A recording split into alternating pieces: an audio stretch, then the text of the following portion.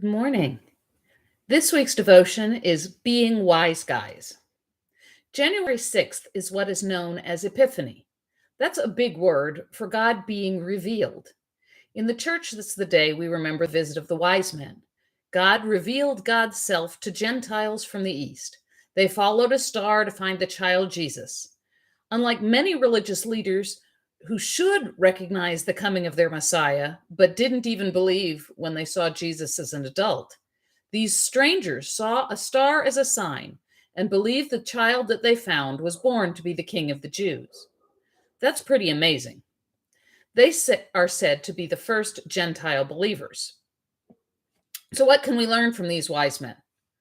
Well, first off, we don't know how many of them there were. They brought 3 gifts, but it never said how many wise men came. Maybe 2 brought gold, or maybe 1 brought 2 different gifts. The Bible doesn't say. So before we go any further, let's hear the story from the Bible so that we can separate what is there from what traditions have grown up around it. Listen to Matthew 2, verses 1 through 12. In the time of King Herod, after Jesus was born in Bethlehem of Judea, Magi from the east came to Jerusalem, asking, "Where is the child who has been born the King of the Jews? For we observed his star in the east and have come to pay him homage." When King Herod heard this, he was frightened, and all Jerusalem with him. And they called together all the chief priests and scribes of the people, and he inquired of them where the Messiah was to be born. They told him, "In Bethlehem of Judea, for so it has been written by the prophet. And you, Bethlehem, in the land of Judah, are by no means least among the rulers of Judah. For from you shall come a ruler who is to shepherd my people Israel." Then Herod secretly called the Magi and learned from them the exact time the star had appeared. Then he sent them to Bethlehem, saying, "Go and search diligently for the child, and when you have found him, bring me word so that I may also go and pay him homage." When they heard the king, they set out, and there ahead of him went the star that they had seen in the east, until it stopped over the place where the child was. When they saw that the star had stopped, they were overwhelmed with joy. On entering the house, they saw the child with Mary his mother, and they knelt down and paid him homage. Then, opening their treasure chests, they offered him gifts of gold and frankincense and myrrh. And having been warned in a dream not to return to Herod, they left for their own country by another road. So let's look at the gifts they brought.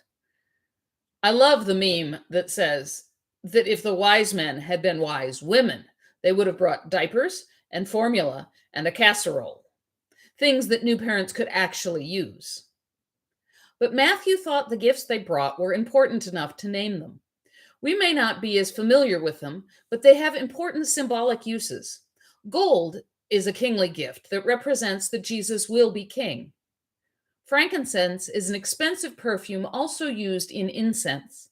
It was used in the worship in the temple. It made the gift worthy of a priest. Myrrh was a perfumed oil that was also very costly. It was often used in preparing a body for burial. So it symbolizes that Jesus was going to sacrifice himself for our sins. Did the wise men know what their gifts symbolized? Were they just expensive gifts that the wise men thought were worthy of a king? We may never know. But as weird of a presents as they may have seemed for a baby of a carpenter, they may have served one very important purpose.